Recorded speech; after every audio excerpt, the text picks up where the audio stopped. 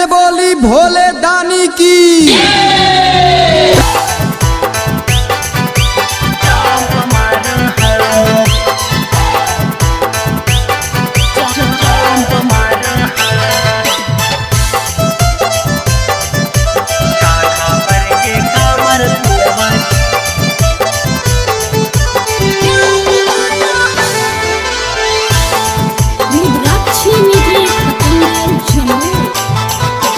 सुइया पहाड़ नहीं चढ़बो पियाबा हमर देखिए के धक धक धड़के जियाबा।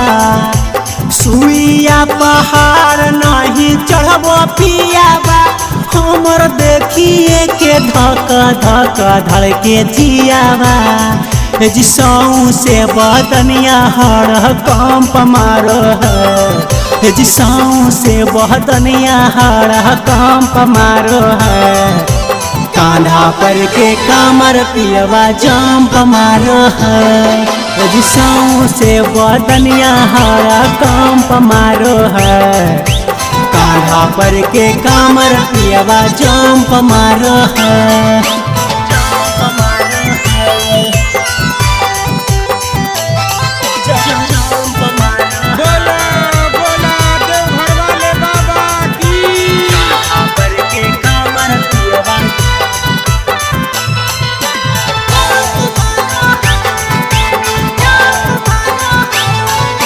बाबा भोलेनाथ कानी फेर दीना जार जी दुख लीना हर बाबा जिंदगी जैते सवार जी। हे बाबा बाबा भोलेनाथ कानी फेर दीना जार जी दुख लीना हर बाबा जिंदगी जैते सवार जी। जी भूखावा से पेट हमर लंक मारो है जी भूखावा से पेट हमर लंक मारो है। कांधा पर के कामर पियवा जंप मारो है जी सौ से बदनिया हरा कंप मारो है।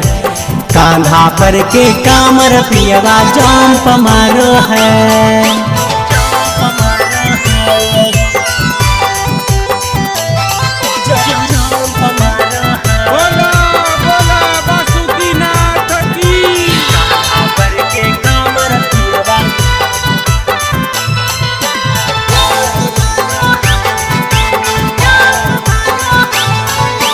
भोले बाबा के भगती में होई जैबैलीन जी चंदू बजरंगी पियावा सावन शुभ दिन जी।